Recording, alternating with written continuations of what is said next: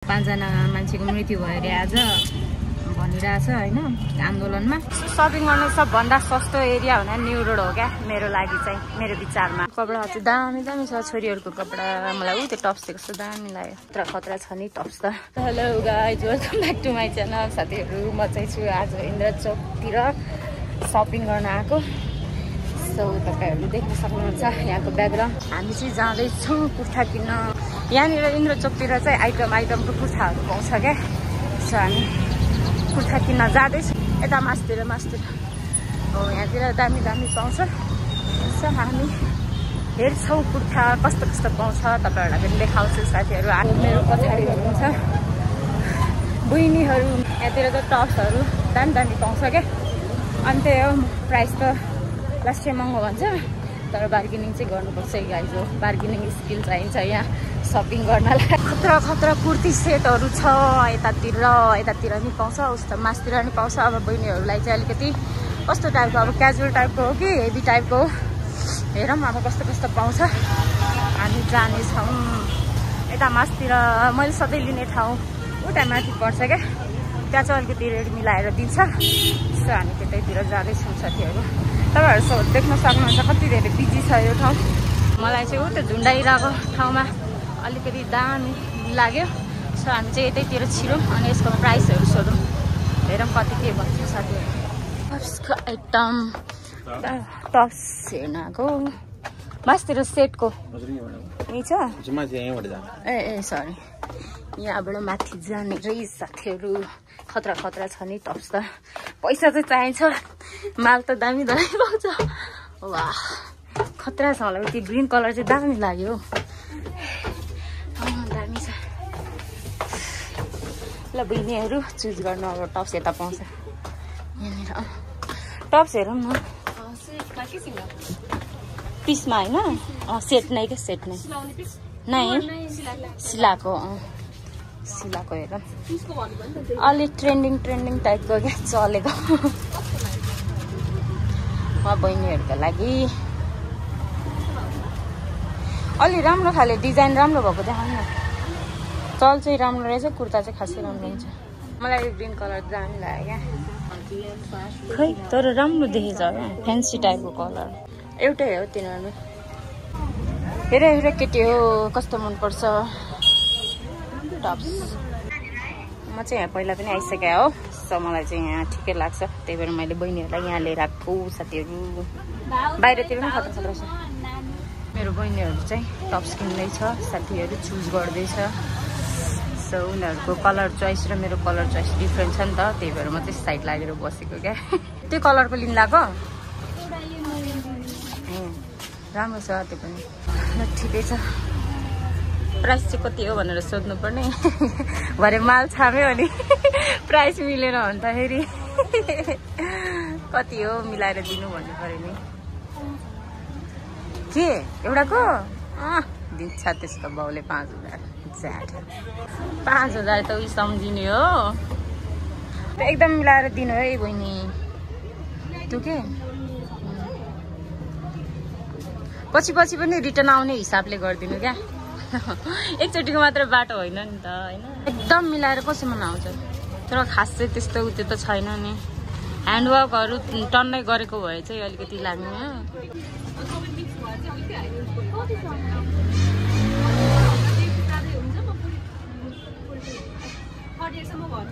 त्यस्तो नभन्नु न भाइ, यहाँ छिरेपछि टक्क लाने नै हिसाबले क्या। बार्गेनिङ गऱ्यो लास्टमा मिलेन, फेरि अन्तै जानु पर्यो भने झ्याउ हुन्छ नि त। एकदम मिलाएर दिनु है यो पनि। मिलाएर गरिदिनु कति हो मिलाएर? गर्छ महँगो हो होइन, तर तपाईँ भनेर मात्र त्यो रेगुलर भएर मात्र गऱ्यो। हामीले अब खास व्यापार मात्र होइन, 2500-4000 बेचिरहेको सामान हो कि यस्तो। 4000 त कुनै दिन्छ घरौ धर्म ल्या एक दिन दिनभरि आए बस्नु पर्यो। हजुर एक दिन दिनभरि आए तपाईँले जुन दिनु भयो नि, यो बेला जुन दिनु भयो नि, यो बेला जुन दिनु भयो नि, यो मैले बेचेको आफ्नै हालले 45 मा लग्यो। यो है यो मिलाइदो कान्छ ए मिलाएर गर्दिनु एकदम। यो अलिकति डिफ्रेन्ट जस्तो लाग्यो। होइन एउटै हो, एउटै कलरको सामान हो, एउटै हो। तपाईँले जुन मन छ त्यो लानु न। अघि त 25 भने जस्तो लाग्यो 32 पो भन्नु सबै किन्न त मिलाइदिनु नि त ल एउटालाई अब 20 भएको एउटाले कभर गर्छ नि सबैले 25 गरेर के भन्छ 3,000 भनेको त अन्त 32 गर्नुहुन्छ त्यो नभन्नु आज व्यापारै नभएर मैले यो रेटमा दिएको 3,000 गर्नु के लास्ट महँगो भन्नुभयो रेटमा पुरा पर्दैन त्यो नाममा नेक्स्ट टाइम पनि आउनु पर्छ के जाउँ नो गरिदिनु न भएन तपाईँ पनि हामीले त 25 हाल्ने भनेको हो त 3 दिँदा ल्याउँदैन के नदिनु भ्याउँछ तपाईँले धेरै कम मजा अब के भगवान् सामान पनि त धेरै लिएको छ 31 मात्र लिएको मैले बुझेँ रेस्पोन्स कस्तो छ त्यसमा भए सकिने साथी नबुझ्नु 13,000 त तँले 12,000 सामान ए नगर्नु न ए तपाईँ अब 200 हेर्नु 100 होइन हो धेरै पुरानो लाग्दैन तपाईँ पनि होइन हाम्रो नि बहिनी भ्याउँदैन कि साँच्चै यो पनि मैले त थप्दिनँ थिएँ तपाईँले भन्नुभयो मैले मेरो आफ्नो गरेर पहिला हेर्नु तपाईँ आफै किन मैले हजुरलाई एक त त्यो यस्तो दुईटामा साउन्ड दिइरहेको छु येल्लोमा घाटा खाएर म दिइरहेको छु त्यो भएर मात्रै हो कि नेक्स्ट टाइम त यो भन्दा मिलाएर दिनुपर्छ नि मैले के भन्नु त्यो 3टामा जोड्यो भने 2टा बराबर येल्लोमा 100 रुपियाँ घाटा हो कुन चाहिँ अलिकति मलाई खासै बुझाएन अझ बेसी लगाइरह महँगो लगाइरह एकाधिक पैसा दिएर एक त व्यापार नभएर हेलो हेलो ल फलो गर्नु है मलाई पनि सोना इम्प्लेक्स नाम छ लाउँदै गर्नुहोस् लास्ट एक्सपेन्सिभ के कुर्ता त किनेर लाउनु सक्ला जस्तो छैन कन्डिसन हामीले चाहिँ कुर्ता सुरुवाल किनिसक्यो साथीहरू सो अब हामी घरतिर हिँडेको यो चाहिँ असन इन्द्र चोक हो यहाँ त जहिले मान्छे एनी टाइम भिड भइरहन्छ तपाईँहरू देख्न सक्नुहुन्छ हिँड्ने बाटो छैन त्यो सबै टी सर्टहरू 500 मा रे साथीहरू सेलमा सो यता टी सर्टहरू लिने रे भनेर हेर्न आएको छ मन चाहिँ परेको खासै राम्रो चाहिँ लागेन जाउँ तलतिर हेरौँ न तलतिर हेर तलतिर दाम पनि सस्तो तर मन पनि नपर्ने क्या त्यस्तो छ यहाँतिर पनि दामी नै पाउँछ आउनु यतातिर यहाँनिर सबै माल 500 न्यु रोड चाहिँ कलर लगाएर खतरा बनाएको छ है सपिङ गर्ने सबभन्दा सस्तो एरिया हुने न्यु रोड हो क्या मेरो लागि चाहिँ मेरो विचारमा हामी चाहिँ यतैतिर आएर सपिङ गर्छौँ है र अब यतातिर हेरौँ बहिनीहरू टी सर्टहरू त्योहरू हेर्दैछ जुनसुकै पसलमा छिरे नि खालि मन पर्दैन भन्छ छिर्नको मात्रै दुःख छ हौ साथीहरू दामी छ गर्मीमा ठिकै हुन्छ त्यस्तो नाइटीहरू दामी दामी छ तर मलाई चाहिँ यस्तो नाइटी मन पर्दैन खासै होइन त्यस्तो म चाहिँ लाउँदिनँ यस्तो नाइटी सुत्ने बेलामा चस्मा पनि किन्नुपर्छ कति साइजको 37 साइजको झिक्दिनु न एउटा राम्रो खाले ब्रा 38 को झिक्दिनु अलि यस्तोमा च्याप्ने क्या रड भएको वाला क्या यस्तोमा निस्किन्छ नि त मैले चाहिँ मेरो लागि चस्मा लिइसकेँ 1000 रुपियाँको चस्मा लिएँ नि साथीहरू 1000 को मैले त बहिनीहरू चाहिँ सल हेर्ने रे सल हेर्दैछ अनि हामी बच्चाको कपडा नि किन्न गइरहेको छु अब यहाँ चाहिँ कस्तो कति रेट पर्छ मलाई थाहा छैन होइन मैले चाहिँ तलतिर एक ठाउँमा एउटा पसलमा लिने गर्छु क्या त्यहाँ चाहिँ एकदमै सस्तो प्राइसमा दिन्छ मैले बाबुको लागि जहिले पनि त्यही पसलबाट लिन्छु अब यतानिर प्राइस चित्त बुझेन भने हामी त्यही सपमा जानेछौँ साथीहरूलाई चाहिँ यहाँको प्राइस चित्त बुझेन सो हामी जाँदैछौँ तलतिर साथीहरू म तपाईँहरूलाई देखाउँछु क्या त्यहाँनिर चाहिँ मेरो विचारमा बच्चाको कपडा एकदमै सस्तो पाउँछ क्या म जहिले बाबुको लागि त्यहीँबाट लिन्छु सो अब हामी ढिला नगरिकन त्यहीँतिर जाउँ साथीहरू न्यु रोडको लुक्स नै चेन्ज भएको छ क्या यस्तो दामी लागेको छ आज यहीँ बसिरहँ जस्तो क्या बहिनीहरूलाई कभर लिनु पऱ्यो रे सो कभर हेर्दैछ अब लिने हो कि नलिने हो चाहिँ थाहा छैन सो साथीहरू मैले भने चाहिँ यही पसल हो यहाँ त खतरा पाउँछ क्या बच्चाहरूको कपडा हेरौँ जामाहरू बच्चाहरूको दामी छ तर जुत्ता चाहिँ राम्रो छैन रहेछ त्यो लिन लगाएको यही दामी छ सेट कलर पनि राम्रो छ क्युट देख्छ फिक्स हो यहाँ त सबै त्यही लिनु न राम्रो छ यो हालिदिनु प्याक गरिदिनु छोरीको कपडा चाहिँ दामी दामी छ छोरीहरूको कपडा मलाई त्यो टप्स चाहिँ कस्तो दामी लाग्यो व्हाइट कलरको मेरो छोरी छैन तर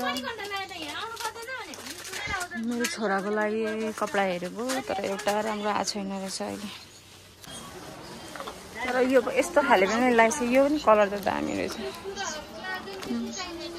यस्तो अलरेडी लगाइसक्यो मेरो छोराले हामीले लिइसक्यौँ सो हामी चाहिँ अब फर्किँदै मेरो छोराको लागि खासै राम्रो चाहिँ मैले भेटेन सो मैले चाहिँ लिएन बाबुलाई एउटा दाम खालको किनिदिउँ भनेको भेटेन मलाई कति चाहिन्छ हौ सक्स अघि पनि किनेको होइन सो साथीहरू हामीले चाहिँ सब सपिङ गरिसक्यो अब हामी घरतिर जान आँटेको होइन हाम्रो बहिनीले फ्रुट्स लिँदैछ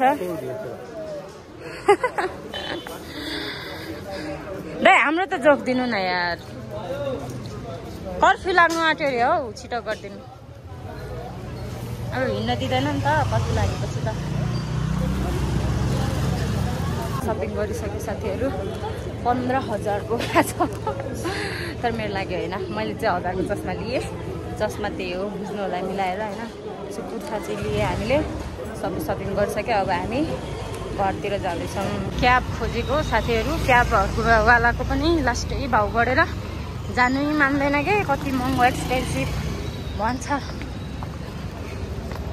त्यो के अरे विष्णुमती पुलसम्म कति हो यो उसको के 16 खुट्टे भन्दा अलि उता तल विष्णुमती किराना भनेको तपाईँको 16 खुट्टे भने यो त धर्को पर्यो नि तपाईँ कहाँ 16 खुट्टे पर्छ 16 खुट्टेबाट अलि तलको पुल के भन्छ त्यसलाई 12 जलको खोले खोला त भित्र जान्छ नि कति हो हजुर हामीलाई 330 गते आएको त इन ड्राइभबाट आउँदाखेरि चाहिँ त्यो 330 मा आएको अनि अलि मिलाएर लानु नि त 350 सम्म हुँदैन 350 सम्म गर्नु न ल 300 गर्नु न 50 को के भयो जाम छ गाडी राख्नु त्यही त तपाईँ